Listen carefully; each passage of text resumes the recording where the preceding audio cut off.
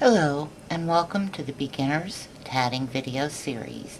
Today I want to show you how to make a mock ring and a mock picot. A mock ring is a ring made from a chain.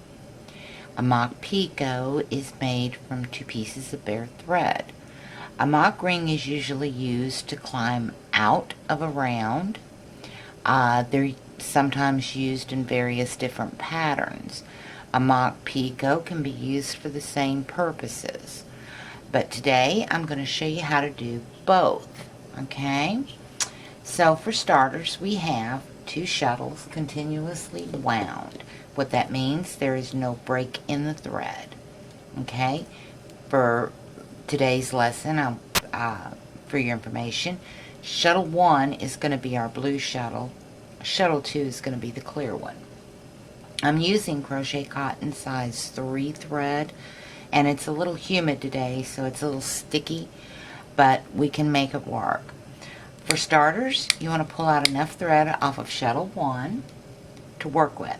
Now what you're going to do is you're going to lay that thread across your hand. You see how I've got it?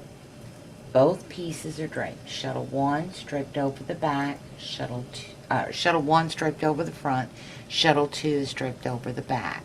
We're set up like we're going to make a chain, and the reason for that is because we are going to make a chain and turn it into a ring. Now, shuttle 1's the blue shuttle, the front string. You're going to take it, run it around your pinky finger, and bring it back up and hold it in the pinch. Okay? Shuttle 2 is what we're going to be tatting with, so we want to wrap it around our pinky finger because we are making a chain. Now, you see the setup on my hand. Let me zoom in some so you can see how this is done. This is called a loom. Some tatters call it a loom. I just call it setup. You know, it's simple for me. But you've got shuttle 1. See, it's coming down through here, looping around your pinky finger and back up into your thumb to go into the pinch. Shuttle 2 is wrapped around your pinky finger to make your chain. Okay? So, now that you've got that figured out, let's come back out so you can see it actually made. Okay? Now we're going to make our chain 10 double stitches. So let's do that real quick. That's 1, 2, and we're going to 2. Yes, it is sticky today. Now the reason for this loop here, we want to keep that loop there because we're going to use it to make our ring. Okay, so we've got 2, 3, 4, 5, 6, 7, 8, 9, and 10. Okay, now we've got our 10 double stitches made on our chain. Okay, so now we lay down shuttle 1, take shuttle 2 off of our finger, pull that loop off. Don't pull on it, okay? Just pull it off your finger. Okay, now you're going to take shuttle 1 and run it up like you're doing an up join in through that loop. Okay, you see that loop? It's caught shuttle 1. Now you pull that thread and you'll see that loop starting to close. As that loop is starting to close, it's going to pull that all in and it's going to make a ring. And you want to keep pulling until all the excess loop is gone up into your ring. Okay?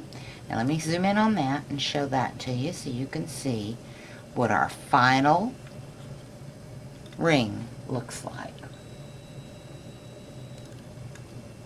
Okay, you can see it is a ring.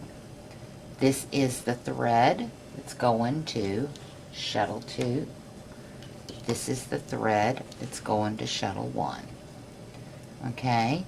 Some people use the mock ring to go into a chain of split rings, and we're going to do that. But first, we're going to do a mock picot, because we want a picot in between our split ring and our mock ring.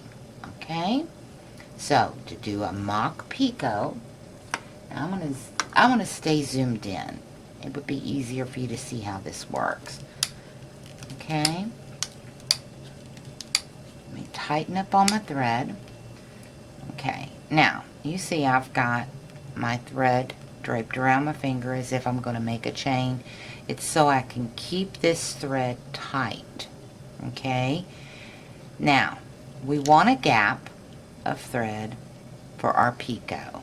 Now if we was doing a pattern, okay, and this picot needed to match the other picots, we'd use our picot gauge, and you would slide it in with the thread on shuttle 2 going on the back side of the picot gauge, shuttle 1 going on the front side.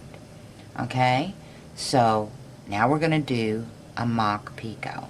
We're going to do the first half of our stitch, okay, and we're not going to flip it. If it flips, then what you need to do is take it back out. But you don't want it to flip. See? It's not flipped. Second half of that stitch, we do want it to flip. Okay? And what that does is it's going to lock that picot into place. See, I can't pull and loosen it up. It won't let me. Okay? It's tight. It's locked in there. Okay? Once you get that, then you can set up and do your split chain or split ring. Okay? And remember how we do a split ring. We use shuttle 1. We set up as if we're going to do a ring. Okay? And we start our ring. We're going to do 5 double stitches on this side. Okay?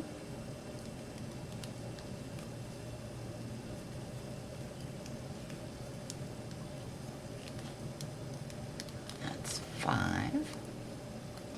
Some more thread and open that ring up.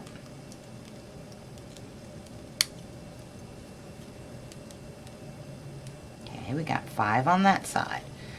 Toss that over there. We pick up shuttle 2. And you remember I showed you in a previous video the easy way to do the split chain or split ring. Remember, flip it over a thumb. And do not flip your stitches. Okay? We're going to do the second half first, then the first half. We're going to do that 5 times, okay? That's 2, 3, 4, 5. Now this method is called the high 5, and Cynthia Stevenson is the one that created this. She teaches the beginners class in Georgia Seats online tatting classes. Okay, now we've got our other 5 stitches in. We're going to pick up shuttle 2. And we're going to close our ring. Okay? Once we close it, you'll see that mock picot. And there she is. Right there. In between your mock picot and your split ring. You see? And it gives you the illusion of a picot. So if your split chain or your split ring was supposed to have a picot up here, okay, that's how you do it. Alright, that's it for today's lesson. In the next class, I want to show you how to do a shoelace trick, which shuttle tatters don't use it very often, but needle tatters do. They use it every time they do a ring or a chain. It's the way they tie off. So I'm going to show you how to do that. And the other thing we're going to get into is some front side, back side tatting. I'm going to show you how to do front side, back side, so you have a definitive front and a definitive back to all your tatting. Okay? And it's all in how you do your stitches. Okay? And it's not as hard as it seems.